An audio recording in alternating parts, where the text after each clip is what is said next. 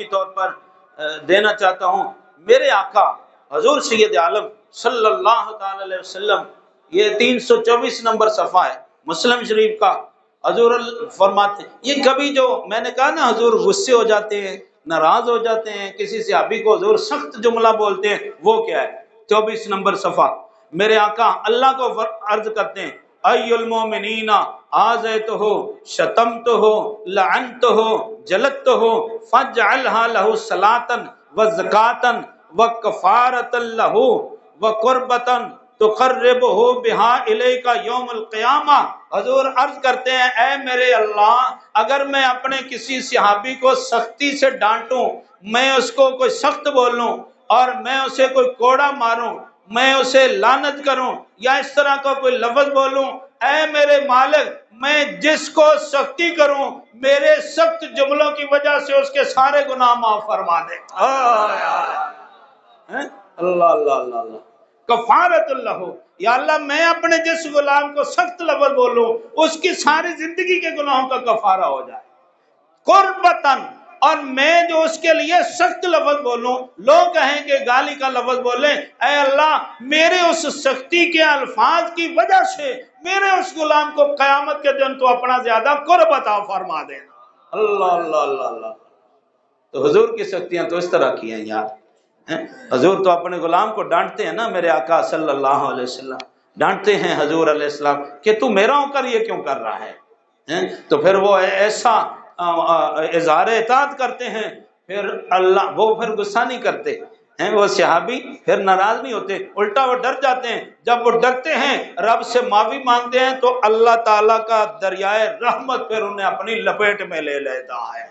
پھر مصطفیٰ کا ان پر سختی کرنا وہ کیا ہو جاتا ہے؟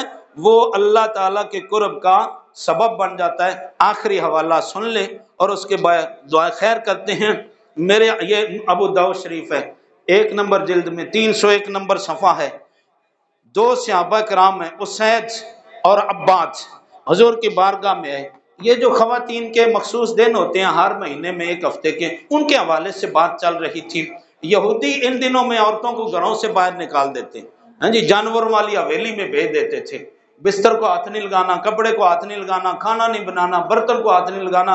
اس ہفتے میں یہ یہودی عورتوں کو وہ ڈنگروں والی، اونٹوں بھیڑ بکری والی حویلی میں وہ باہر نکال دیتے تھے، موسم جو بھی ہو ظلم کرتے تھے۔ حضور نے فرمایا نہیں نہیں، یہ اللہ تعالیٰ نے یہ نظام بنایا ہوا ہے خواتین کے لیے، یہ ان کا ناگا جو جسمانی ہوتا ہے ہر مہینے میں، یہ اللہ کی حکمتوں کے تحت ہے، یہ بھی ان کی زندگی کا لازمی حصہ ہے۔ یہ نہ ہو تو پھر انسانی نسل کیسے چلے اور صحت ان کی کیسے بحال رہے؟ تو لہٰذا یہ قابل نفرت نہیں ہے، تم ان کو اپنے ساتھ رکھا کرو، کھلاؤ پلاؤ، ان کا ہاتھ کا کھاؤ، ان کا ہاتھ کا پیو، ان کے ہاتھ کے کپڑے، وہ سارا گھر کا کام کاج جیسے پہلے کرتی ہیں ویسے ہی کریں۔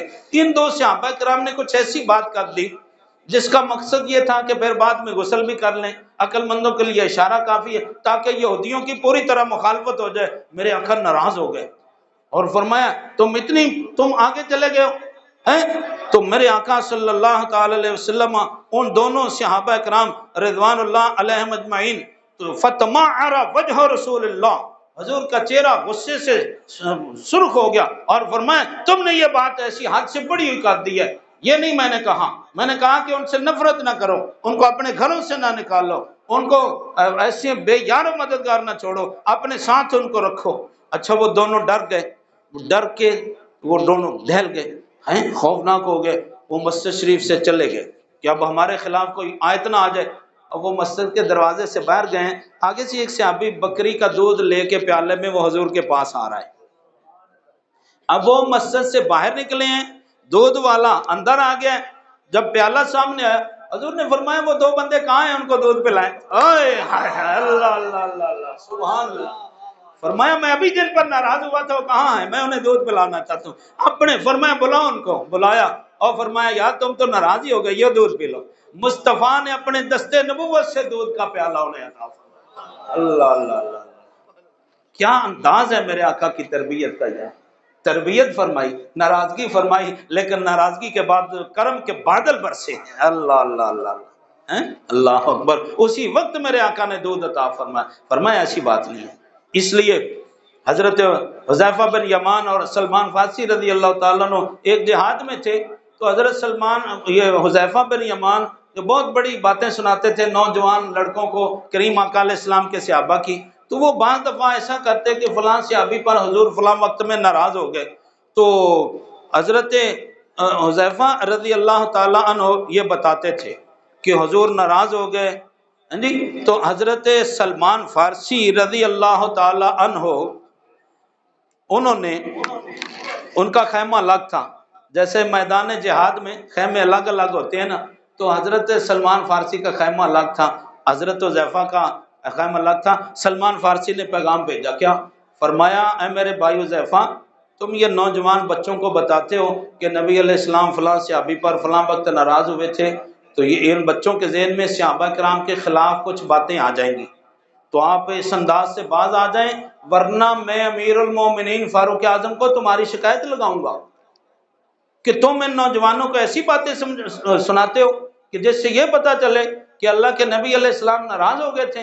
ہاں ایسی باتیں نہ سنایا کرو، اگر سناؤ تو پوری بات سناؤ کہ جب ناراض ہوئے تو پورے اوپر سے کرم کتنا فرمایا تھا۔ اس لیے میں نے پچھلے جمعہ پر بھی یہی عرض کیا تھا، آج پھر میں آخر میں یہ جملہ دہراتا ہوں، میرے نوجوانوں، یہ جو مر گئے ہو تم سوشل میڈیا کے اوپر دین کی باتیں سیکھنے کے لیے، یہاں غیر معتبر لوگ نوجوان قسم کے جو یہ دعویٰ کر رہے ہوتے ہیں، جی میں نہ بریلوی ہوں، نہ میں شیعہ ہوں، نہ میں سنی ہوں، نہ میں وہابی ہوں، نہ میں مقلد ہوں، نہ میں غیر مقلد ہوں، میں جی مسلمان ہوں، جو اس طرح کے وہ بک رہے ہوتے ہیں، یہ تمہارے دین اور ایمان کا ستیہ ناش کر رہے ہوتے ہیں۔ وہ صحابہ کرام کے خلاف 5-5 فٹ کی زبان لمبی استعمال کرتے ہیں صحابہ، اور پھر یہ حوالے دیتے ہیں جو میں نے آپ کو کہا، یہ دیکھیں جی نبی علیہ السلام ناراض، اب آپ نے سنا نا، میں نے جو اوپر دیکھ کے آپ کو حدیث پڑھائی کہ مصطفیٰ ناراض ہوتے ہیں اور پھر کیا جب ہوش ہوتے ہیں تو دونوں جہاں آباد کر دیتے ہیں صلی اللہ علیہ وسلم۔ اس لیے ادب میں ایمان ہے، اللہ تعالی ہمیں ادب کی توفیق عطا فرمائے، وما علینا الا البلاغ۔ پاکستان